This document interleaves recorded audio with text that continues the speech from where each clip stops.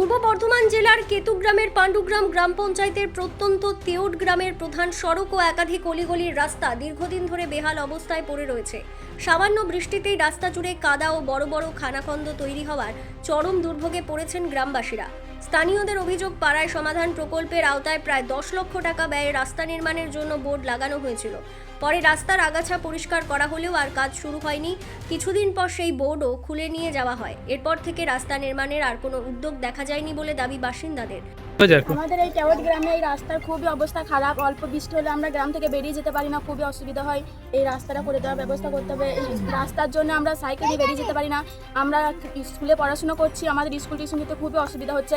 পাশের এই ছোট ছেলেরা গ্রামে বাড়ি থেকে প্রাইভেট নাইট ক্যাপসুলের সাথে আপনারা ডক্টর রেকমেন্ডেড ডায়েট প্ল্যান কেন দেন? কারণ আমরা চাই মানুষ প্রাইভেট নাইট ক্যাপসুলের বেস্ট রেজাল্ট পাক। ফার্স্ট আয়ুর্বেদিক ফর্মুলেশন, যেটা প্রাচীন আয়ুর্বেদিক গ্রন্থে লেখা ভেষজগুলোর রিসার্চ থেকে ইন্সপায়ার্ড, যেখানে প্রতিটি অর্ডারের সাথে কাস্টমাইজ ডায়েট প্ল্যান এবং ফ্রি কনসালটেশন পেয়ে যাবেন। আপনিও যদি আপনার পার্টনারের সাথে একটি রোমান্টিক লাইফ উপভোগ করতে চান, তাহলে আজই বেছে নিন প্রাইভেট নাইট ক্যাপসুল। বিস্তারিত জানতে এবং অর্ডার করতে এখনই যোগাযোগ করুন স্ক্রিনে দেওয়া নাম্বারে। বেরোনোর খুবই অসুবিধা হচ্ছে। এই সামান্য জল হলে রাস্তাতে বাড়ি থেকে বেরোনো যায় না একদমই। তাই এই রাস্তাটা যদি ঠিক করে দেয় খুবই ভালো হবে। আর বেশি বৃষ্টি হলে কি হয় তোমাদের? বেশি বৃষ্টি হলে তো যাওয়া হয় না, স্কুল টিউশন সব বন্ধ হয়ে যায় একদমই।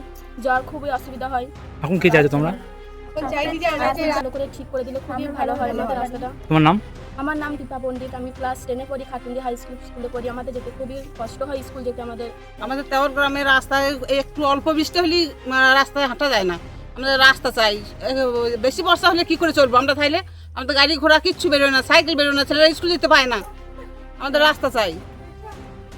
এই রাস্তা কতদিন ধরে এরকম হয়ে আছে, অনেকদিন ধরে আছে। করে দেবো বললেও করে দিল না। ভোটের আগে রাস্তা হবে বলেই গেল, কিন্তু একদম করে দিয়ে গেল না। তখন আমাদেরকে বললি যে হ্যাঁ রাস্তা করে দেবো, তো কই রাস্তা তো এখনো পর্যন্ত হলো না। গ্রামবাসীদের বক্তব্য, খারাপ রাস্তার কারণে প্রতিদিন স্কুল পড়ুয়া, বৃদ্ধ, অসুস্থ ব্যক্তিসহ সাধারণ মানুষের যাতায়াতে চরম সমস্যা হচ্ছে। সামান্য বৃষ্টিতেই রাস্তা কার্যত চলাচলের অযোগ্য হয়ে পড়ে। দ্রুত পাকা রাস্তা নির্মাণের দাবি জানিয়েছেন তারা। গ্রামের বিজেপির বুথ সভাপতি ফাল্গুনী সাহা বলেন, পাড়ায় সমাধান প্রকল্পে 10 লক্ষ টাকার রাস্তার ঘোষণা হলেও বোর্ড লাগিয়ে আগাছা পরিষ্কার করার পর তা খুলে নেওয়া হয়। এখনো পর্যন্ত কোনো নির্মাণ সামগ্রী আনা হয়নি বা কাজ শুরু হয়নি। বিষয়টি ঊর্ধ্বতন কর্তৃপক্ষের নজরে আনা হবে। অন্যদিকে পাণ্ডুগ্রাম গ্রাম পঞ্চায়েতের প্রধান লক্ষণ দাস জানান, পাড়ায় সমাধান প্রকল্পের বোর্ড কেন খুলে নেওয়া হয়েছে এবং কাজ কেন শুরু হয়নি তা খতিয়ে দেখা হবে। গ্রামবাসীর সমস্যার কথা আমরা জানি। বিষয়টি বিডিও অফিসে জানিয়ে দ্রুত রাস্তা নির্মাণের ব্যবস্থা করার চেষ্টা করা হবে। পাণ্ডুগ্রাম গ্রাম পঞ্চায়েতের প্রধান হিসেবে আমার যতটা জানা আছে যে আমার পরামর্শ সমাধানের প্রত্যেকটা বুথে 10 লক্ষ টাকা দিয়েছিল প্রাক্তন মুখ্যমন্ত্রী মমতা বন্দ্যোপাধ্যায়। সেই হিসেবে কিছু বুথে আমাদের কাজ হয়েছে, তা অধিকাংশ বুথই হয়েছে। আর তারপরে ভোটের পর কিছু বুথের কাজ বাকি ছিল, সেগুলো হওয়ার কথা ছিল। জেলার ব্লকের তরফ থেকে যেটা জানতে পারছি এখনও হালকা, যে টাকা নাকি তুলে নিয়েছে। এই বিষয়ে যদি কেউ বলে থাকে যে ভোট বসিয়ে, সেরকম ঘটনা আমার অঞ্চলে অন্তপক্ষে নেই।